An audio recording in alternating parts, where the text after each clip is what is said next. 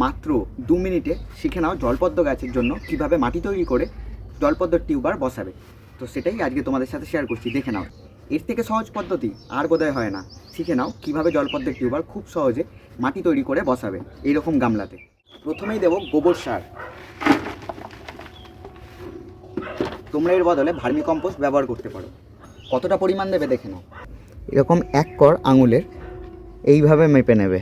এরকম 30 টাকার গামলায় 1 কর ভার্মি কম্পোস্ট বা গোবর সার যথেষ্ট। 100 টাকার গামলায় তোমরা 1.5 কর মতো দিয়ে রাখতে পারো। আমরা এটা লেয়ারিং প্রসেসে করব, সার, মাটি ও জল। এর সাথে কি খাবার দেবে?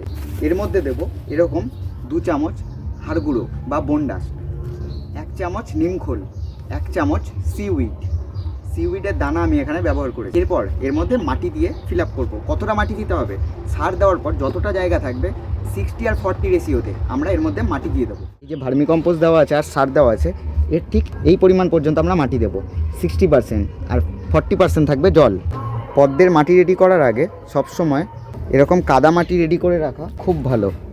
আমি এখানে ফ্রেশ বাগানের মাটি ব্যবহার করেছি। তোমরা চাইলে এখানে এঁটেল মাটি বা পুকুরের পাকও ব্যবহার করতে পারো। এই একটা টিউবার রেখে দিয়েছিলাম আমার জন্যই। এটা আমেরিপিওনি ভ্যারাইটির জলপদ্মের টিউবার। কি সুন্দর রানার ছেড়ে দিয়েছে, জলে ভাসানো ছিল এতদিন। এবার এটাকে বসিয়ে দেবো। কিছু না, জাস্ট নরম মাটিতে আলতো করে এইভাবে বসিয়ে দেবো। আর রানারের ওপর কখনোই চাপ দেবো না, জাস্ট অল্প মাটি দিয়ে দেবো। কখনোই গামলার মাঝখানে বসাবে না, এরকম ধার বরাবর বসাবে, আমি যেভাবে বসালাম জলপদ্মের টিউবার বসানোর পর মাটিতে ডিরেক্ট জল দেওয়া যাবে না। মাটির ওপর ডিরেক্ট জল দিলে টিউবার উঠে আসার চান্স থাকে। এছাড়াও মাটির নিচের সার ওপরে জলের সাথে মিশে যাওয়ার চান্স থাকে। তাই সবসময় এইভাবে হাত রেখে পদ্ম গামলায় জল দিতে হয়।